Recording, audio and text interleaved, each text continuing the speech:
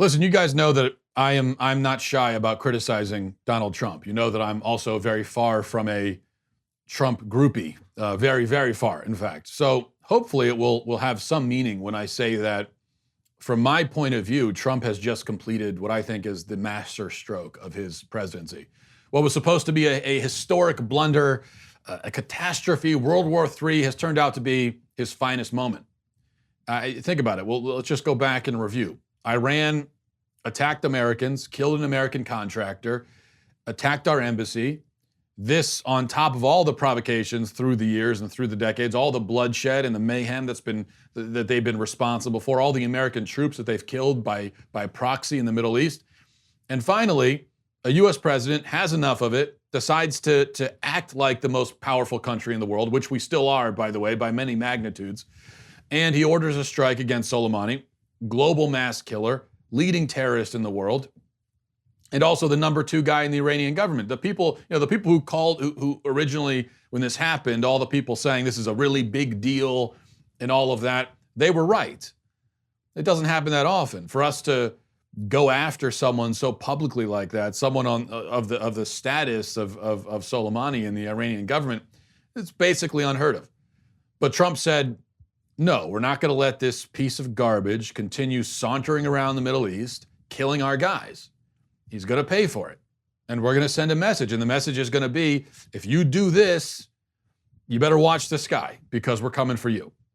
So he orders the strike, turns Soleimani into beef stroganoff, and then we get a week of panic from the media. It's World War III. Oh no, this is the worst thing that's ever happened to the earth. It's terrible, so on and so forth. And then last night, the Iranians launched their missiles at American bases in Iraq, and the panic reaches fever pitch. I don't know if you were online last night, but it was a one for the record books as far as panic goes. Media-driven panic. We were told that it's officially the beginning of global conflict, World War III over and over again. And then it turns out, as is so often the case, the people who believed initial reporting at face value, took it at face value, the people who jumped in right away with all the sensationalizing looked ridiculous, as always. Because it's like people never learn. When you've got some big event in the early going, whether it's a conflict overseas or it's a mass shooting or whatever, the reports that you initially hear are almost always wrong. So what's the best thing? Just don't react to them. Don't say anything. You don't need to go online and say anything. But people never learned. So it turns out nobody was killed. No Americans, no Iraqis apparently, minimal damage. It was a face-saving measure by Iran. They were beat and they knew it. They knew that they couldn't afford to get into a direct conflict with the US. Because of course, all along, even before last night and how that turned out, all the people talking about World War III just was always incredibly silly. As if Iran is going to march into battle directly with the United States. We would wipe them off the face of the earth. And they know that. They know that we can do that to them. And they don't want that to happen. Because at least the Iranian government, the people in power, they're not the same as suicide bombers who don't care if, I'm going to be destroyed, but I'm going to take a few of you out with me. That's not their attitude. They want to stay in, they like being in power and they want to stay there. And they know that if we wanted to, we could just kill all of them. And they don't want that. So that's why the idea that there was ever going to be a World War III over this was completely ridiculous. And especially now, because they wanted to avoid the conflict, so they launched the missiles and they didn't kill anybody. And I guess I assume in Iran, they're telling their people over in Iran, the media is probably, in fact, the Iranian media, which, and these were reports that were parroted by MSNBC in the early going, the Iranian media is claiming that they killed, dozens of American soldiers, but they didn't. They just want to pretend they did, which if they want to pretend, then fine. If they want to have their little symbolic attack to try to save face with their citizens, who cares? It really doesn't matter. So then Trump gets up there this morning, delivers what I think is his best speech of his entire presidency. And I've always said that I think Donald Trump on the teleprompter is way better than Donald Trump riffing at a political rally or something. Not as fun, maybe not as engaging, not as funny, but he actually has a point and a message that he can get across when he's staying on the teleprompter. And so, and it's not about, maybe his delivery on the teleprompter isn't necessarily the best, but who cares? It's about the message. It's about what's being said. And as far as that goes, the message and even the tone, I thought it was superb. It was resolute, tough, not belligerent, not escalating. Basically saying, okay, Iran, you've seen what will happen. You've seen what we're willing to do. So back off now. This is what peace through strength looks like. We've talked about peace through strength. We haven't seen an example of it in this country for many decades. Here's an example. This is what it is.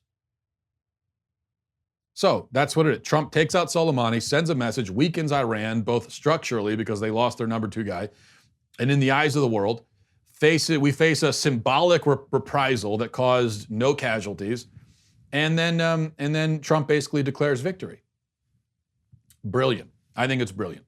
I know that I, like most Americans, I don't want another war in the Middle East. I prefer for us to be out of there entirely, focusing on issues here at home. I think that's where most people are. But at the same time, we are, as I said, the most powerful nation in the world. And there's no reason why we shouldn't act like it. And there's no reason why we should let guys like Soleimani do what they do and get away with it. This is what's been so frustrating for Americans for a long time. Where we say, you got a guy like Soleimani, we could take him out. He's been taking our guys out for years. We could take him out. Why don't we do it? What's Iran going to do? They can't do anything. That's what people have been saying in this country for a long time. Well, finally we get someone like Trump who has the same approach. And he does it. It's really a question of having leaders with the boldness to take action, but also the smarts to not let that action turn into some Middle Eastern quagmire, another Middle Eastern quagmire, because we've had a lot of those. So that's what we need. You take action, take care of the problem, but you don't, acting like the most powerful nation in the world. I think part of that is taking action and then getting out and going back to worrying about problems at home again. Not getting bogged down in some 15-year-long war. So by demonstrating that he has both of those things where foreign policy is concerned, that is boldness and smarts, I think Trump, well, it's a win for America, first and foremost, most importantly. But politically, I mean, this is a huge win for Trump. Huge win. If Trump had responded to this symbolic attack from Iran by sending more missiles in their direction or something like that, then yes, that would be him escalating and actually, now killing Soleimani, that was justified. That was not an escalation. When you've got a guy that's been killing our people for years and then we kill him, how could that possibly be considered an escalation? But responding in a direct and dramatic and militaristic way to something like this, that would be an escalation. That would be like, okay, now you really are starting a war. But that's not what Trump is doing. I think that's what the left expected him to do. I think that's even what they hope he would do. Because for them, it's all about, of course, party over country. But that's not what he did. So major. I don't think you could. It'd be hard to overstate what a win this is. Again, for America, first of all, because this is a message that Iran will, and not just Iran, but people are going to realize that, okay, now there's someone in the White House right now, or we can't necessarily get away with the same things we used to get away with. And then politically, I think if, it's, since we're still a year away from the election, I'm not going to sit here and say he just won re-election based on that, because as I always say, people have very short memories these days. And by next week, I think no one's going to be talking about Iran anymore. But even so, I think to the extent that this remains in the conscious of Americans and in our memory, I think if Trump does win re-election, this will have something to do with it at least. So, big thing. Now, the question is, we took out Soleimani, who even most Democrats would at least admit was a really bad guy. Now, you have people like Ilhan Omar and Alexandria Ocasio-Cortez. They wouldn't even admit that much. For them, it was all about how terrible Trump is, and they wouldn't even just gesture towards the idea that Soleimani was at least a bad guy. But most of them, Sanders and Warren and Biden would at least admit that he was a bad guy. But they said, yes, he was a bad guy, but to do this, the consequences, it's just not worth it. Well, now we see the consequences were they launched some missiles and purposely avoided hitting anybody with them. That's the consequence, a symbolic attack, a symbolic reprisal. So now that World War III has been canceled, although not really canceled because it was never going to start to begin with, Soleimani is dead. How is the left going to argue that it was still wrong to kill Soleimani? How are they still going to do he was a bad guy, but he deserved to die, but we shouldn't have killed him because why? Because of the minimal property damage done by the missiles that didn't kill anybody? I mean, what argument? Now, they're going to come up with an argument, of course, because they just could not possibly ever admit that, you know what? Trump did the right thing. He did the right thing. It worked out well. He handled it well. They cannot admit it. Ever. No matter what it is. I mean, Trump could come up with the cure for arthritis. And Democrats would say, well, yeah, I mean, that's great and all, but think about all these unemployed rheumatologists now who don't have jobs. Or Trump could rescue a kitten from a tree. And they would say, yeah, great that you got him out of the tree, but now, I mean, his chances of getting run over by a cement truck have just increased. And now he's going to end up in the street. Look what you've done.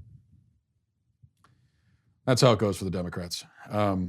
But well done by Trump.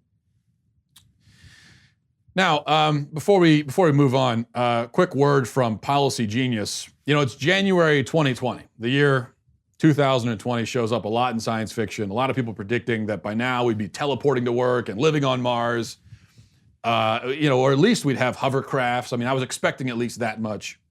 A lot of those predictions were wrong. The truth is, we'll always get the future wrong, which is why we need to get life insurance right. That's where Policy Genius can help. Policy Genius makes finding the right life insurance a breeze. In minutes, you can compare quotes from the top insurers to find your best price. You could save $1,500 or more by using Policy Genius to compare life insurance policies. And Policy Genius doesn't just make life insurance easy. They can also help you find the right home insurance, the right auto insurance, the right disability insurance. Policy Genius has it all. So if your science fiction dreams for 2020 still haven't become science fact, don't get discouraged. Get life insurance instead. It just takes a few minutes to find your best price and apply at policygenius.com. Policy Genius will always get the future wrong, but we can get life insurance right. Okay, I wanted to touch on this briefly. Reading now from the Daily Wire report. It says Covington Catholic high school student Nick Sandmann has reportedly received a settlement from CNN after suing the left-wing network for smearing him last year. Fox 19 reported CNN agreed Tuesday to settle a lawsuit with Covington Catholic student Nick Sandmann. The amount of the settlement was not made public. Sandman also filed lawsuits against the Washington Post and NBC Universal, each for $250 million or more, is reportedly planning to sue Gannett, owners of the Inquirer. Sandman's attorney, Todd McMurdy, and also Lynn Wood filed a $275 million lawsuit against CNN in March of last year. And Wood told Fox News, saying basically that CNN was probably the most vicious in their attacks. So the lawsuit was for $275 million. We don't know what the settlement is. Probably not $275 million, but we could also probably guess it's for a substantial amount. I wish we knew the amount. Hopefully that leaks at some point. But this is great. There's not much to say about it other than this is a happy ending. to a story for once. And it represents, finally, somebody fighting back against the media, which is, this is what needs to happen. You need to actually, we need people punching back in this way, not just punching back by complaining on Twitter or whatever, but hitting them where it hurts, in their pockets. Because usually the media does this and they get away with it. They smear somebody with innuendo and false reporting and taking things out of context. And then they just move on. You know, after a few days, the real story comes out, and maybe we get a little bit of an oops, sorry about that from the media, but usually not even that. They just move on to the next thing and pretend it never happened. And there are so many examples of this. Probably the most egregious that comes to mind is Kavanaugh. But even think about, I mean, go back a few years to Ferguson and Officer Wilson, who was smeared across the media as a racist murderer. Hands up, don't shoot and everything. All of that was reported by the media as fact with no skepticism whatsoever. Then the grand jury report comes out, basically clearing Officer Wilson's name. We've got a forensic evidence, eyewitness testimony, all backs him up. And then the federal government does their own investigation, the Justice Department, under Obama, and they also come to the same conclusion. But of course, in that case, the media has never circled back around to say, oh, you know what, we got that one wrong. So they just ruined Officer Wilson's life, smeared him as a racist, and that's it. And that's normally how it goes. They're not called to account for it. There are no consequences. I'm hoping that this represents a new phase. I'm hoping that this is just sort of a tip of the iceberg moment. It's not a one-off thing where people who are smeared by the media say, you know what? No, I'm not going to let you move on from that. I'm going to make you pay for that. So congratulations to Nick and to his family and to everybody over at Covington Catholic for being vindicated in this way. And congratulations on the big payday. Don't spend it all in one place. All right, now switching gears a little bit, I want to do some football news here. There have been some head coach openings in the league recently, as there are around this time every year. And most of those openings are now filled. Dallas fired Jason Garrett, hired Mike McCarthy. Carolina fired Ron Rivera, hired Matt Rule. The Browns fired Freddie Kitchens, and that job is still open. And the Giants fired Pat Shurmur, and then it was just announced yesterday that they were hiring a position coach from the Pats, Joe Judge, to be their new head coach, which is a little bit strange on a number of levels because, number one, no one's ever heard of Joe Judge. Also, when you talk about position coaches for the Pats, I mean, wide receiver was their weakest position, and yet that guy gets a job. But these kinds of decisions are often made, especially in New York. They often make these head-scratching decisions in their personnel department and with coaches. But this is more than just sports news, we're told. This is all evidence of institutional racism in the NFL. Because, of course, because everything is racism. This is a racial crisis. Because, we're told, none of the openings were filled by a black head coach, which is racist. And so the media has been making a big deal about this, publishing articles, doing segments on ESPN and so on, about how all the openings were filled by white people. And that's very, very bad. It's a very terrible thing. It's a big problem, very racist. Stephen A. Smith, a man who yells for a living, he's a professional yeller. Well, he did some more yelling yesterday, a lot of yelling, some very loud yelling, slightly louder than usual yelling about the fact that the NFL is persecuting black men. And anyway, here's what he had to say. There is a Rooney Rule in place, and still this kind of stuff is happening. I want to announce on national television that I personally am going to take it upon myself, whether it's to communicate with the NFL league office, whether it's to communicate with owners, whether it's to sit up here and raise holy hell, whether it's to recruit my contemporaries in this business to address it. We got a problem. This is some BS. Ain't no way around this. We moving in a reverse direction. We moving in a reverse direction. Black men are not being treated fairly in the National Football League. Somebody got to say it. Somebody got to say it. You got to be kidding me. When the stuff stuff that has happened over the last year, for this stuff to go on and we just gonna sit up here and have a sports conversation. No, I ain't having no damn sports conversation at this particular moment. Something wrong. Now, the National Football League or somebody else, we got to change this Rudy rule. It's bogus, clearly, because it's being bypassed. The original intent, what it was intended to produce, is being circumvented. And black men in the National Football League are being ostracized from key positions in the National Football League. Somebody needs to say it. The NFL, league owners, the world of sports, sports talk television, sports radio, y'all are going to be hearing from me. Something got to be done. Something got to be done. Just so you know, if you don't follow sports media, which if you don't, good for you. That's probably the right decision. But if you don't, that's how Stephen A. Smith, that's him all the time. He's on TV for 19 hours a day somehow, and he's always yelling, no matter what he's talking about. Which I know coming from me, it's kind of hypocritical because I yell a lot too. But I yell probably 40% of the time. For Stephen A. Smith, it's 98% of the time. And the other thing is he's talking about sports. So at least in this case, he's pretending to be doing this socially conscious thing and he's standing up against racial injustice. But usually it's just talking about something sports related. So they're talking about, you know, the Titans punting on 4th and 6 rather than going for it. And he's losing his mind over something like that. It's like, dude, it's just sports. I like watching it too, but really we're talking about people playing a game. It really doesn't, we don't need that level of passion. Just turn it down maybe 5 or 6 notches. So I just wanted to touch on this issue because really it shows you how ridiculous the attempt to racialize everything really is. This racial bean counting that goes on of NFL head coaches, it's maybe as stupid as identity politics gets. Well, probably not. It gets stupider than this, but it's still pretty damn stupid. And you see how this works. You see how they turn things into a racial issue, how the media does it.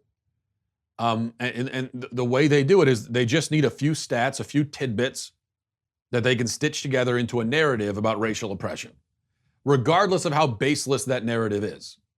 It doesn't need to make sense. They just need a few facts. And so in this case, the fact is that there are 32 head coaches in the league. Only 3 of them are black. That's all they need. And it's off to the races. So let's talk about this. First of all, it's not true that all 4 of the head coach openings were filled by white people. Ron Rivera is of Mexican and Puerto Rican descent. He was hired. So if this is a racist conspiracy, then I don't know how he made the cut. Second, the offensive coordinator for the Chiefs, Eric Bieniemy, is black and is also considered a prime candidate for these jobs. So far, he hasn't been hired for any of them, and that's part of what guys like Stephen A. Smith and people in sports media are freaking out about. They're saying, well, Eric Bieniemy is a black man. He's very qualified for the job. The Chiefs, he's an offensive coordinator for the Chiefs, and look how good that offense has been. Why hasn't he been hired? Well, he hasn't been hired because the Chiefs are still in the playoffs. That's why he's not hired. They're still in the playoffs, and if a guy is currently, on the sideline for a team calling the plays, you can't hire him to be your head coach. So they need to wait until the season's over. But a lot of these teams are impatient. Also, keep something else in mind. These teams that are constantly having head coach openings, like the Browns, the reason why they have head coach openings all the time is because they're bad organizations. Not racist organizations, they're just bad. And so a lot of these teams are impatient. The Redskins, another example. They're impatient. They don't want to wait for the season to be over. And so, for the postseason to be over, rather. And so they hire whoever's available. They make these panicked choices. And so that's why, this, who I agree, is a highly qualified candidate, probably would be a good head coach, but he's not available to be hired right now because it's the postseason and the Chiefs are still in the game. Although they're going to get knocked out by the Ravens next week in the AFC Championship game. I still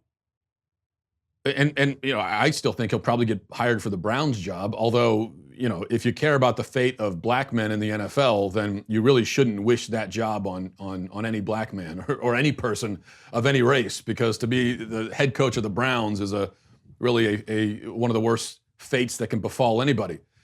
Also, there are 3 black head coaches in the NFL, maybe soon to be 4.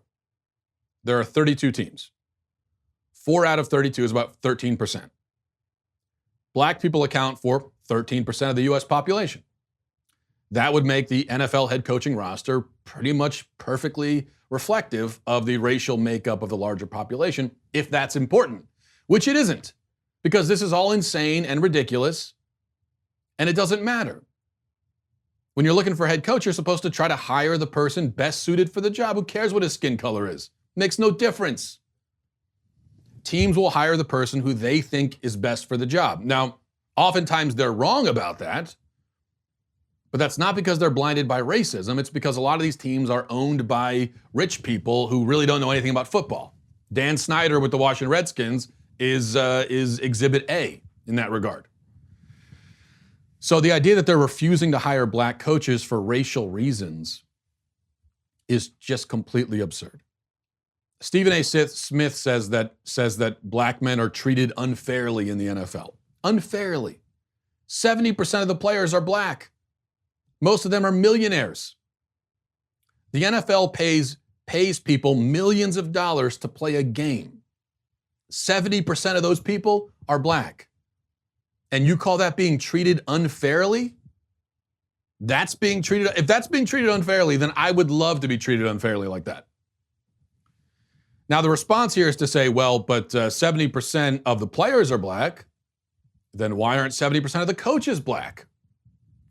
Now, that definitely seems like a good point if you don't actually watch the sport. If you do, you would know that there's very little connection between playing the sport and coaching it, at least not at this level. Maybe at the Pee-wee level, maybe at the Little League level or whatever, there's a connection. But at the professional level, there's very little connection between being a great player and being a great coach. Most of the great head coaches in the league right now were not great players. Many of them played at some level, but they weren't great. A few were. Mike Vrabel from the Tennessee Titans, head coach, great player. But most of them weren't. They say that those who can't do, teach. Well, those who can't play, coach. Andy Reid is a very successful coach in the league, has been for a long time, even though he's never won a Super Bowl. He played offensive tackle in community college. That's as high as he went. That's the extent of his playing history. Now, here's the point. He was an offensive tackle in community college. Obviously wasn't very good. If he was great, if he was a great offensive tackle, if he was like Jonathan Ogden, then he probably would have gone on to a legitimate school and then went to the pros. So he probably never would have become a coach, because he would have, or at least his coaching career would have been backed up by about 20 years, because he would have played all that time. Bill Belichick, greatest NFL coach of all time, as much as it pains me to say, played lacrosse in college, got out of college and then started coaching. And again, if rather than being the greatest coaching talent of all time, he had been one of the greatest players of all time, then he would have played. And that's how we would remember him. So you can conclude that there are these guys, that these guys got jobs because they're white, or you can approach the issue with a little more thought, a little more nuance, and you can come to the conclusion that they cultivated a talent for coaching because they didn't have a talent for playing. And I think that's probably closer to the truth. So let's turn this around and look at it the other way, because I've never understood this. We say that it's racism because most coaches are white. Well, then why couldn't I argue that it's racism that most players are black? If we're saying that black people are discriminated against in the coaching ranks, leading to white people taking most of the jobs, couldn't I argue that white people are discriminated among the players, leading to black people taking most of those jobs? If you're going with the racial angle of the coaching question, then you have this pretty insurmountable logical problem that you have to deal with, which is that if the lack of black representation on the sideline is racism, then what about the lack of white representation on the field? Is that not racism? I mean, think about it. There are entire positions in the NFL right now where there are 0 white players. Cornerback, okay? There are no white cornerbacks in the NFL right now. None. Not a single one. And that's in a very important position and a high-paid position. No white people. None. The last one that I can think of was Jason Sehorn, and he retired like 15 years ago. And since then, there have been none playing that position. 0. How do you explain that? If 3 black coaches out of 32 is racism, what do you say about 0 white cornerbacks out of like 100 or more that are in the league right now? You know, if 3 out of 32 is racism, that isn't 0 out of 100 racism? This is the problem. The racial grievance thing, the racial bean counting that goes on, it only ever goes one way. And that's why it's ridiculous. Because there has to be some principle here. There must be some logical system you're using. And whatever that system is, well, I should be able to apply it to the players as well. Because the system seems to be, well, there aren't that many black head coaches, and therefore racism. That's as complex as the system is. Are there a lot of black head coaches? No, not really. Well, that's racism. Okay, well, are there a lot of white players comparatively? No, there's not. So, well, I guess that's racism. Also, by the way, Marvin Lewis was a black head coach in the league for 15 years. He was the head coach of the Bengals for 15 years. Never won a playoff game. He kept his job for 15 years. Never won a playoff game. So I ask you, if the NFL is racist against black head coaches, how did a black head coach keep his job for 15 years despite never having any success? That doesn't make any sense. That doesn't really fit with the narrative, does it? That's certainly not what you would expect. Like if you didn't know any better, and I told you, you knew nothing about the situation, and I told you that there's a racist conspiracy in the NFL against black coaches, the last thing you would ever expect to see is a black head coach keep his job for 15 years without winning a playoff game. Yet that's what's happened. And can you think of an example of I can't. Can you think of an example, if you follow football, can you think of an example of a white head coach with a track record as unimpressive as that, and yet who kept his job for that long? I can only think of a few white head coaches recently who've kept a job for anything close to that long. And all the ones that come to mind, Bill Belichick, Pete Carroll, John Harbaugh, Bill Cowher before Mike Tomlin took over, black head coach, they all won Super Bowls. So it doesn't work. There's sort of this is part of what you do, where you have a theory. The theory in this case is that there's some sort of racist conspiracy against black head coaches. And then you think to yourself, okay, if that's true, what would I expect to see before I even look at the situation? And before I even look at what's actually happening, what would I expect to see? And you certainly would not expect to see a black man keep his job for 15 years despite not ever really doing anything. So that doesn't work. It doesn't work with the theory. And you have to deal with that. How do you deal with it? Well, now you're left with doing these sort of ad hoc things where you're trying to, special pleading, and you're trying to work around that. Well, no. I mean, it's still racism, but that's different because X, Y, Z, and you have to, or maybe just consider the possibility that this has nothing to do with race. consider the possibility that whether we're talking about the player or the coach or the medical staff or the chain gang or the refs, consider the possibility that these people got the job because the people in charge of hiring them thought they were the best for the job. And those people can be wrong. I think with the refs, they're pretty much always wrong, it seems like. But that's how it happens. It's not because they're taking race into account. 0 white cornerbacks in the NFL. Do I think that that if there was a white player at that position who was really, really good, do I think that a team would refuse to put him on the roster because he's white?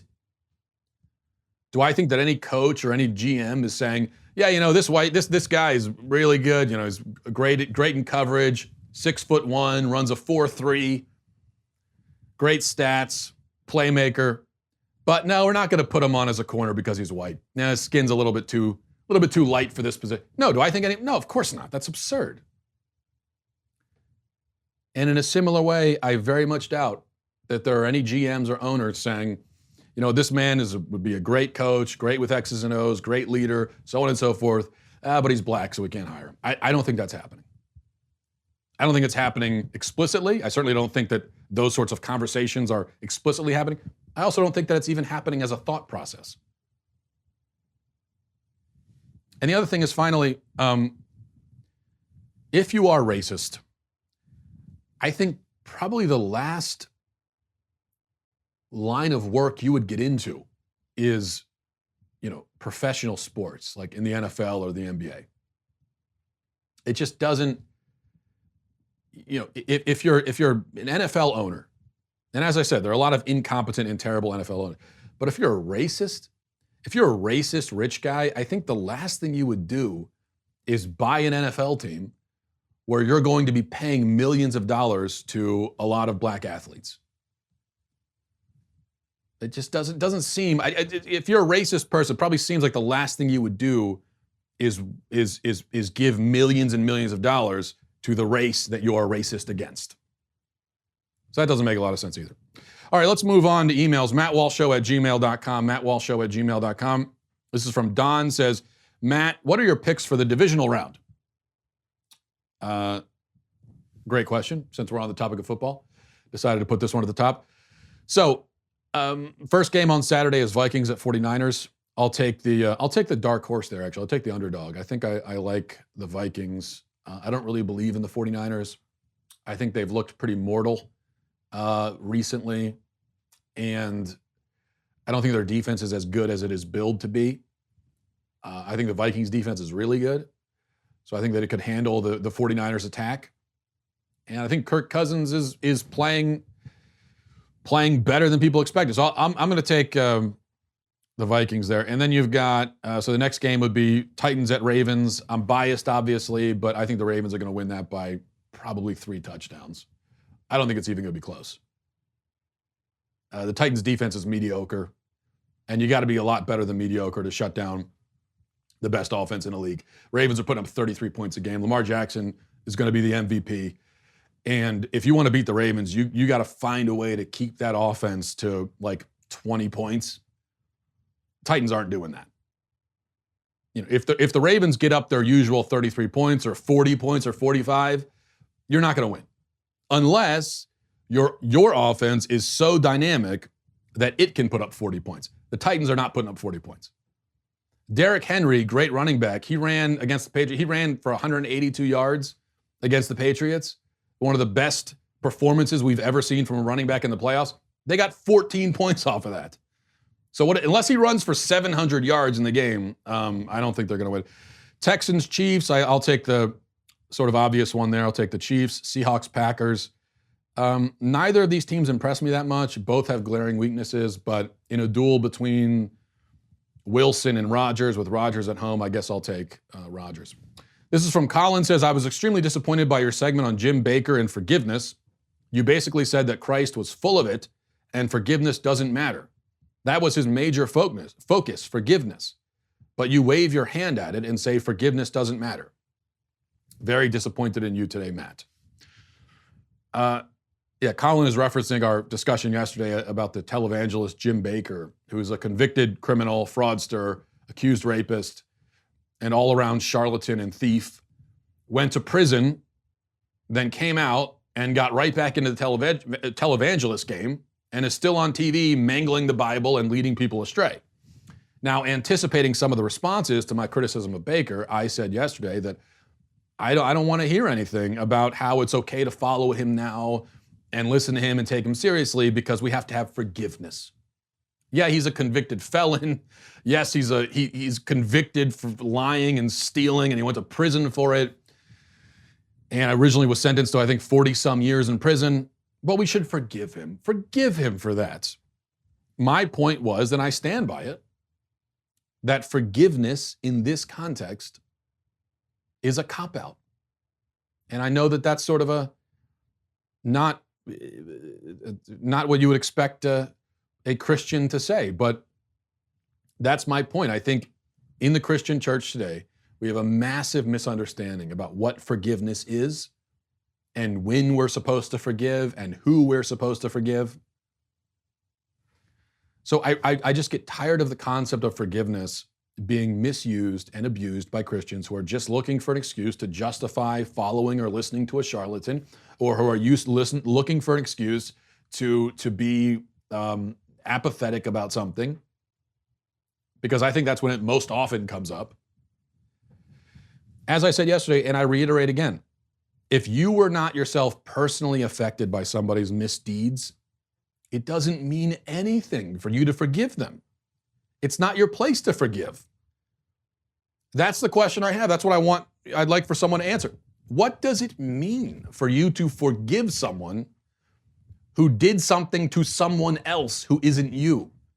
Okay, so if you see Bob punch Jim in the face, what does it mean for you to come up to Bob and say, I forgive you for that? So Jim is sitting there, nose bloody, or maybe he's lying on the ground, knocked out. You come up and say to Bob, I forgive you. I forgive you.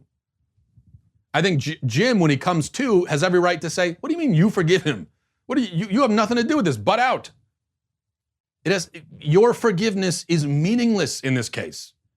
You were not involved. You're not the one with the bloody nose. It's very easy when your nose isn't bleeding to forgive the person who caused the bloody nose. That's my point. And again, I ask, what does it mean, functionally speaking? In that context, what does forgiveness mean? As I said, a lot of times it's an excuse to be indifferent. I was talking to somebody recently, and this is certainly not the first time that forgiveness has come up in this context. I was talking to someone recently about abortion, and I was talking about abortionists and how evil it is, what they do and how they exploit women and obviously kill millions of babies. And it was the same thing. I was told, we have to forgive them. Forgive them. Forgive them. What do you mean forgive them? I'm not the one they're exploiting. I'm not the one they're killing. So, okay, sure, I can forgive them. And the other thing is, you say forgive them. Well, we should be righteously angry at them, should we not, considering what they're doing? So righteous anger is necessary morally. It's not only justified, but necessary. So we should be righteously angry. We should want to stop them from what they're doing. We should condemn what they're doing. And then also forgive them. I'm not saying that we can't forgive them as well. I'm just asking you, what does that mean exactly? What would really be the difference between you as an unaffected person being righteously angry, condemning the act, trying to stop it, and forgiving, versus you being righteously angry, condemning the act, trying to stop it, and not forgiving? It seems like it's kind of the same. I don't know what... My theory of forgiveness is that it is a one-on-one, intimate sort of thing, where we forgive people who have hurt us and done things to us. That's where forgiveness matters. That's where we should forgive. It's just like, as I said yesterday, it's just like turning the other cheek. Similar concept.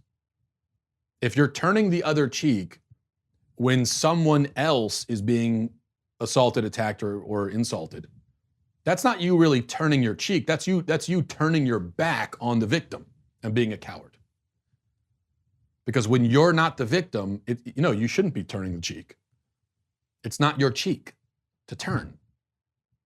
In that case, you should be turning your cheek towards what's happening and focusing on it, and you should be defending the victim. It's up to the victim to turn the cheek and forgive, not you. So that's my point with someone like Jim Baker. You can say all you want. I forgive him. I forgive him. He swindled a lot of people, and if you were not the one swindled, if you were not the one whose faith was rocked by this person and what he did, if you were not the one allegedly abused and assaulted by him, I don't know what your forgiveness means. I don't know what it does. Finally, from David says, "Dear Matt, I can't believe what you did yesterday by ingesting crickets. I have certain pets that I feed crickets to and have done this for about a decade now. The first thing I learned was to never inhale while opening a bag of live crickets. Not the smell of excrement exactly, but in the neighborhood. Distilled evil, perhaps? You joked about going outside to farm some yourself. Don't look up YouTube vids of insect parasites. I'm sure these were raised in sterile conditions, hence the $26 per pound. Farewell, my friend, and please don't do that again. I like your show too much." I thought about that yesterday after I ate the cricket, because I'm a hypochondriac and generally paranoid. So after I ate the cricket, I said to myself, what should I be worried about right now? And I do this a lot. This is what an anxious person does. You're constantly doing this survey in your mind of, I know there's some stuff I should be worried about right now. What should it be? And I thought, after I ate the cricket, I thought, there must be some. And then I thought, parasites. What if I get a tapeworm or something now? But as you point out, my wife bought those crickets from an organic shop. Very expensive crickets. So I would hope at the very least that they are parasite-free. But we'll find out. I'll keep you updated on the state of my intestines if you're concerned about it. And I think we'll leave it there. Thanks, everybody, for watching. Thanks for listening. Godspeed.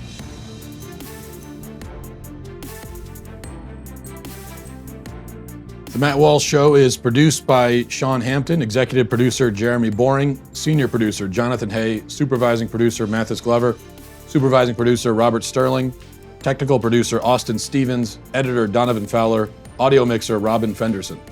The Matt Walsh Show is a Daily Wire production, copyright Daily Wire 2020. Iran launches an attack on a U.S. airbase in Iraq. The missiles flopped and no Americans were killed, as of now. But the question remains, are we at war with Iran? We will examine what the strike means, as well as the broader Trump doctrine. Then, Covington kid Nick Sandmann wins a big payout from CNN as the fake news company settles a $250 million defamation lawsuit. Check it out on The Michael Knowles Show.